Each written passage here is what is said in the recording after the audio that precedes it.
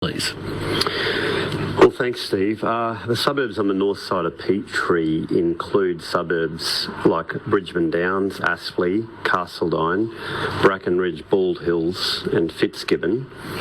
Then there's another 30% in Redcliffe Peninsula, all the suburbs in the Redcliffe Peninsula, which is in Moreton Bay, and another 40% in other parts of Moreton Bay, including Griffin, Mango Hill, North Lakes, Deception Bay, Rothwell and Burpengary East. So it's quite diverse, with 66% in Moreton Bay and the remaining third in Brisbane. You have some pretty massive growth pressures in terms of housing and new developments in that electorate. How do your residents feel about the pressures and the announcement of something like the new Caloundra West development, which will see 30,000 homes in a decade built in there, Luke Howarth? That's not strictly your electorate, I think, but it's right next door to yours. Yeah, you've got Caloundra West up in the federal seat of Fisher, and then directly above me you've got Longman, that also is a priority development area for the state government up in the Caboolture West area and the council. That's the one. I'm sorry. Yep. Yeah, no, there's a lot of new growth within Moreton Bay and the Sunshine Coast. And how do people feel about it? Well, I don't think they mind, as long as infrastructure keeps up with the pace, because nothing worse than being sort of stuck in traffic or congested on local roads. But so that's a big issue for local people. When I talk to locals, it's all about local roads, public transport, and what we can do to try and help get people moving with such a fast-growing area. Are they getting what they need? Slowly. Well, I don't want to tell you it's all done, but one of the challenges, I guess, of working with three different levels of government, with local, state and federal, is just lining up all our priorities at the one time, so local people win. So sometimes, for example, there's projects that are funded, but they can take a few years to start, which can frustrate people. It's 18 minutes to 5, news at 5. My guest is Luke Howarth, the federal Liberal member for LNP member for Petrie. The cabinet reshuffle announced by Prime Minister Scott Morrison yesterday. How do we interpret the sudden rush and elevation of a number of female MPs to the positions in cabinet, Luke Howarth? Well, I mean, previously, coming into this, there was a record amount of women already in cabinet, more than, say, the Gillard or Rudd governments or Howard governments. So, really, are you sure? Yeah, 100%. As far as cabinet ministers go, there's records amount within the Morrison government, and they've just put in a new one in Melissa Price, who's come back into cabinet. So for our side of politics, the ministry side of it hasn't been the issue. It's more been a lack of people on the backbench and so forth coming through. But there is new women with new responsibilities that have come into cabinet and recently into the assistant ministry. But the big change yesterday was the new cabinet task force, which will be co-chaired by Senator the Honourable Maurice Payne and the Prime Minister, and that's a very powerful position, because it gets all the women in cabinet and the outer ministry directly communicating with the cabinet on all policy right across the board. Not just previously it was just sort of the Minister for Women. Now all the women in cabinet and the outer ministry will be involved in decisions and how it affects women in what the government does. So that's a big change. I don't think you're in cabinet, are you yourself? No, I'm on the outer ministry. I'm Assistant Minister for Youth and Employment Services, which I was reshuffled into that in December, and prior to that I was Assistant Minister for Community Housing, Homelessness and Community Services.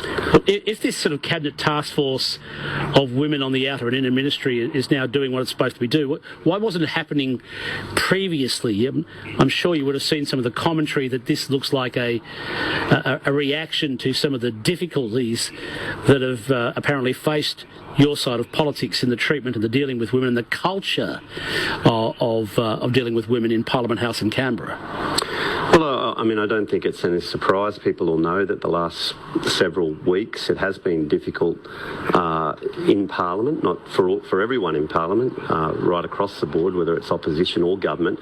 But the Prime Minister obviously has had a lot of issues that he's had to deal with, some of which he had no idea were happening. And so I don't think it would be surprising to say that he has brought in this new cabinet task force to deal with some of those issues. So I think that's quite okay to say say that. But in broader terms, as I said before, there is a lot of women in cabinet, record number, more than any other Australian government cabinet previously, and the Prime Minister is pretty determined to make sure that we represent all Australians well, but particularly at this time Australian women as well, and that's why there's that new focus with the task force.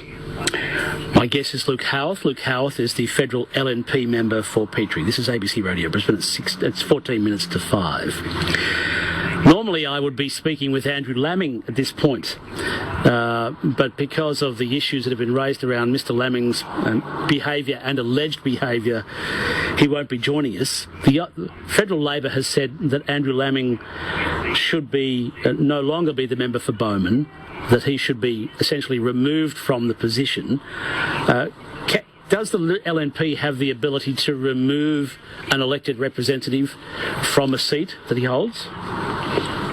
No, of course they don't. Only the people have that ability to do that, and Federal Labor know that, and they obviously didn't do that when they had members in a similar position. But I won't go into too much of attacking the Labor Party. I'd just say that they can't do that.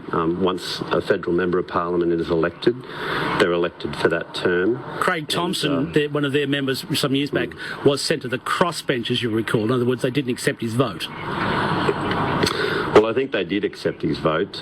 They might have sent him onto the crossbench, but they still did accept his vote because that was during the Gillard government years, and they were in a minority government, and they were accepting the votes of the crossbench, a number of crossbenchers in that time, including Craig Thompson. But they were less reluctant to criticise at that stage, I guess. But I think in relation to Andrew Laming, he himself has said that his behaviour has not met the high standard required of MPs, and I think he's apologised, and he's going through training and counselling, and he's said that he won't recontest the next election.